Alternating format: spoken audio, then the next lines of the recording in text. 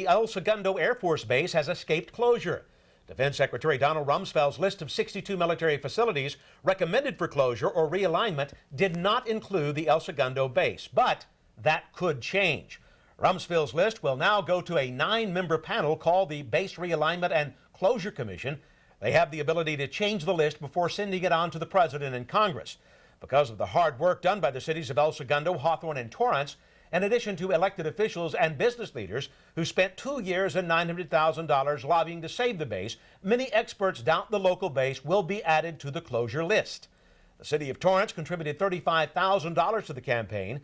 The Los Angeles Air Force Base, located in El Segundo, employs almost 4,500 people, including 1,300 military personnel, and has an $8 billion impact on Torrance and the surrounding Los Angeles community.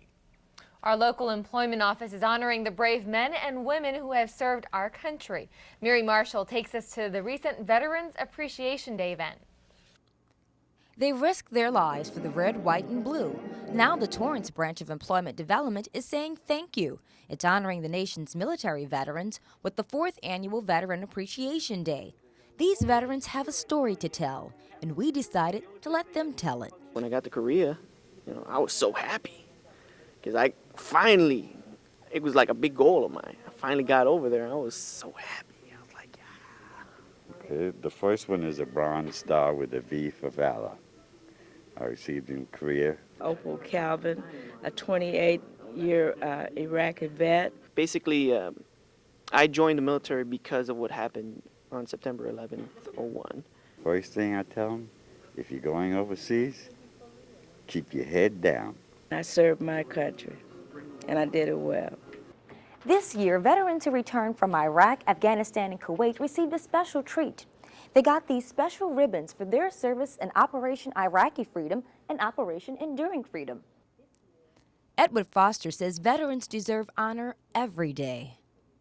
A lot of people only think of veterans on holidays, but there are veterans in hospitals 365 days a year. Thanks, Mary. The Torrance Employment Development is dedicated to helping veterans get back into the workforce. If you want more information, call this number, 782-2101. Well, there's good news for local third graders. Community members have joined forces to stop class sizes from increasing. Earlier this month, the nonprofit Torrance Education Foundation contributed $80,000 and asked local residents to help match the amount by June 1st, a deadline set by district officials. Within a week, parents, teachers, students, and local businesses responded with more than half of their share needed to save the program. City budget cuts threatened the third grade 20-to-1 student-to-teacher ratio. The cost cut would help ensure a $2 million surplus for the next fiscal year and increase elementary classroom space to revamp Torrance's special education program. Well, Ben, the Torrance Chamber of Commerce is working hard to increase trade outside our borders, which could translate into more jobs for the South Bay. Spirits were high as business leaders exchanged ideas at the Latin American Trade Roundtable. The Torrance Chamber of Commerce sponsored the event to boost commerce between local businesses and Latin America.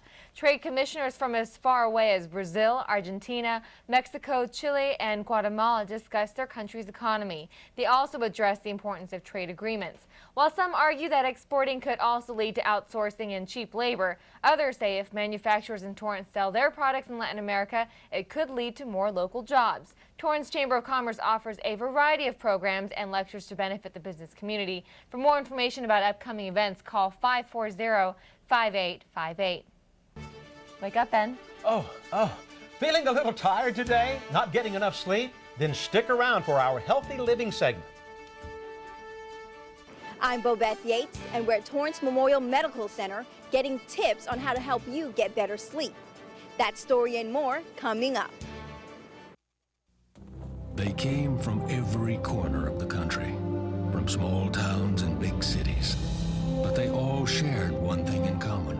They belonged to a family called Marines, a tough and determined few dedicated to protecting everything we hold sacred.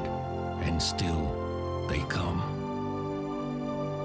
Celebrate the 225-year history of those proud few who have earned the title Marine. Don't you have some math to do? In a minute! Why wait?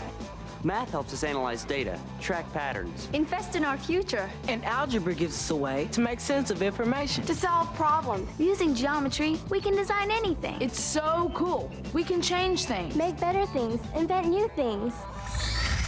Started on your math yet? Yeah. Do math, and you can do anything. Welcome back, everybody. Some unlikely athletes are showing off their skills. Our reporter, Bobeth Yates, tells us more. Athletes of all ages and abilities competed in the 14th annual qualifier for the Special Olympics. This track and field and bocce tournament had over 120 participants, and one event coordinator said all of them had the opportunity to feel like Olympians. To Torrance, the Special Olympics is our chance to shine, to show the world that we are all of one species, human beings. The only difference between any of us is our view on everything. Makes us human, I think.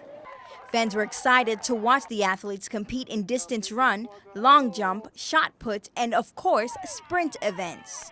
The athletes have been training since January for this event, and our races range from 50-meter run walk to 1,600-meter. While medals were given out to the top 3 in each category, everyone went home a winner. For This Week in Torrance, I'm Bobeth Yates. Thanks, Bobeth. Well, the Torrance community was invited to meet members of the local fire department. It was all part of the 33rd Annual Fire Service Day. Local children got a chance to climb into a fireman's uniform, spray a hose, and even put out a few fires. The event is sponsored by the city to help educate residents on how to react in the case of a fire. Service Day also gives the community an opportunity to meet local firefighters and Sparky the fire dog. We want to promote fire safety in the home. We have a fire extinguisher training area so people can learn how to use a fire extinguisher. They have them in their homes, they have them in their business, but they've never used one. To keep your home safe, the fire department recommends keeping a fire extinguisher handy and checking your smoke alarms twice a year. For more fire safety tips, call 781-7000. Several Torrance teens have overcome some tremendous odds. Our reporter, Bobeth Yates, has the details. Beat the Odds is a scholarship program that the Youth Council developed in 1996, and the main goal behind it was to kind of contrast the negative image that the youth is being portrayed as, and just to have to show the potential of the youth and how, you know, we're not all involved in gangs and that some of us are overcoming obstacles and achieving great things. Each year, the council selects 4 teens who've overcome personal tragedies. This year, the personal obstacles range from loss of hearing to fleeing Vietnam in a boat. Priscilla Bibula is one of the honorees. She lost her dad and her sister. Life is short, and I've luckily realized that and was able to take that to school. And basically, I'm at school for 60 hours a week, and I've been able to use that to my fullest advantage. Each of the winners receiving recognition at the award banquet along with a scholarship, some even tearing up as they heard their stories.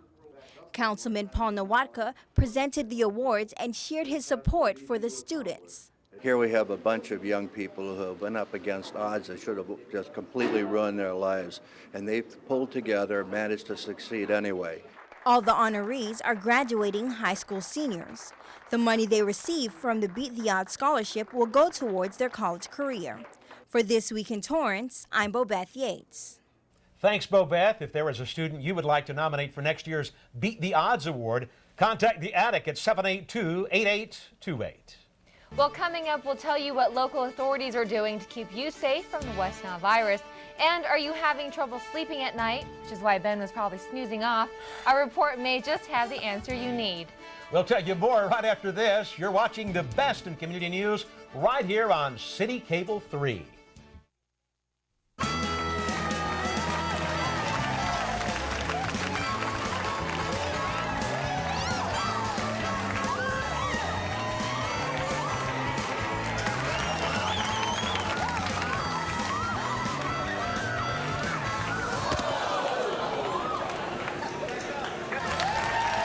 Recent studies show babies who are breastfed are less likely to develop ear infections, respiratory illnesses, and diarrhea. Babies were born to be breastfed.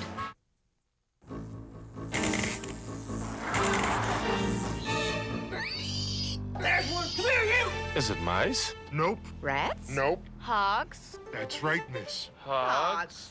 Energy hogs. If you're wasting energy, you'll find one in your home.